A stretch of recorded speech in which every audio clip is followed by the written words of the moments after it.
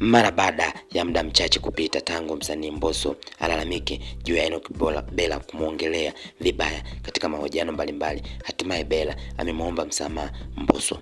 Mara baada ya waraka wa kuomba msamaha, star wa muziki Mbosso amemkunjulia moyo msanii mwenzake Enock Bella baada ya kumwomba msamaha, kisha ametoa stori fupi ya wawili hao. Kwa mjibu wa Mbosso Khan, mshikaji wetu ameweza kutoa historia hiyo fupi kwa kudai kwamba kipindi wenzetu wawili wametangulia kupata management na kuachia kazi zao na wakiwa wanafanya show zao, mimi nawe ndio tulikuwa tunaongea muda mwingi ndani pale maskani Tabata. Aliweza kufunguka Mbosso Khan huku akiwa anamjibu baada ya Enock Bella kuweza kumuomba msamaha kutokana na tuhuma ambazo alikuwa anamtuhumu Mbosso. Mbosso anaendelea kwa kudai kwamba niliacha mziki na sikuwa nataka mziki kabisa baada ya kuona Moto Bendi imevunjika, ila siku nilikutana unalia chumbani peke yako na ukasema na kunukuu, Mbosso, fanya mziki, wewe utanisaidia na ujua moyo wako. Nilikusikiliza na niliamua kuanza tena mishemishe za mziki, na kwa baraka za Mungu neema zilianza na nikachagua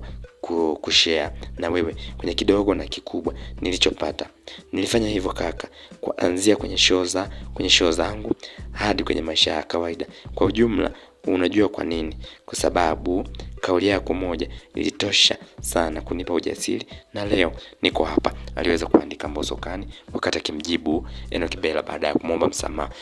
Story ilianzia kwa Mbosso Khan kudai kwamba hafurahishwi na maneno ambayo anamsema msanii mwenzake Enock Bella. Ikumbuke kwamba Enock Bella pamoja na Mbosso Khan ni wasanii ambao walitokea kwenye kundi moja ambalo linajulikana kama ya Moto Bendi, ambapo kundi hilo lilikuwa linaunganisha vijana wanne ambao walikuwa machachari sana, walikuwa wanawezea kuimba na kunata na beat, ambapo katika hilo kundi kulikuwa na msanii Aslay, lakini msanii mwingine alikuwa ni Beka Flavor, na watatu alikuwa ni Enock Bella, na wanne alikuwa ni Mbosso Khan, ambapo kwa mjibu wa Mbosso Khan anadai kwamba wakati kundi hilo linavunjika, basi msanii Aslay pamoja na Beka Flavor ndio walikuwa wa kwanza kuweza kupata management na wakawa wanafanya shows nyingi lakini kutoa hits za kutosha, na hivyo akaweza kumkuta Enock Bella akilia chumbani na kuweza kumsihi kwamba Mbosso afanye mziki kwa kuwa anajua moyo wake na atakuja kumsaidia, hivyo amemwomba msamaha ili aweze kuyamaliza, na huku Mbosso akiweza kumkunjulia